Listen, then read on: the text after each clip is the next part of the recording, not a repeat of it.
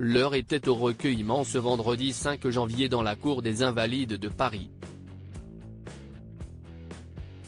La France rendait hommage à l'homme politique Jacques Delors, décédé le 27 décembre dernier à l'âge de 98 ans. Ancien président de la Commission européenne et ministre de François Mitterrand, il était aussi le père de la maire de Lille, Martine Aubry. Dans la cour restée dans l'ombre en cette journée hivernale, le président de la République, Emmanuel Macron, a prononcé un discours. Dans son éloge funèbre, l'époux de Brigitte Macron a rappelé le parcours de l'homme politique de gauche et l'a notamment qualifié de grand Français et d'honnête homme européen. Installé derrière un pupitre, le chef de l'État a fait sourire, sans le vouloir, certains téléspectateurs, estomaqués et amusés par ce qu'ils pouvaient lire sur le pupitre.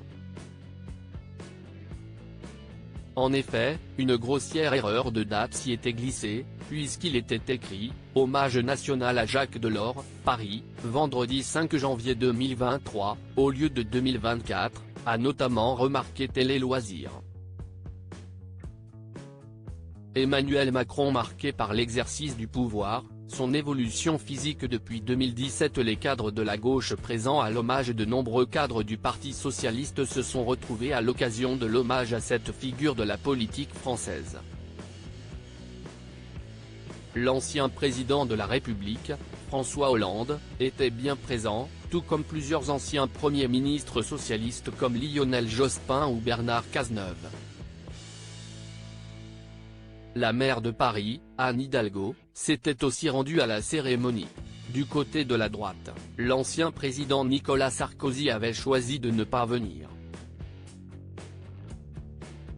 En revanche, le président du Sénat, Gérard Larcher, et l'ancien commissaire européen Michel Barnier se trouvaient en tribune. Aucun membre de la France insoumise ou du Rassemblement national n'avait pris le chemin de la cour des Invalides. De nombreux dirigeants européens s'étaient également rassemblés autour du cercueil de l'Européen convaincu. Lors de cette cérémonie, beaucoup ont observé le comportement des ministres, à quelques jours d'un probable remaniement. En effet, comme le disait un ministre du gouvernement aux Parisiens, on va enfin avoir notre photo de famille. À un enterrement, de nombreux ministres se trouvent actuellement sur un siège éjectable, dont la première ministre, Elisabeth Borne. Article écrit avec la collaboration de 6 médias Crédit Photo, Eric Chahenpoul.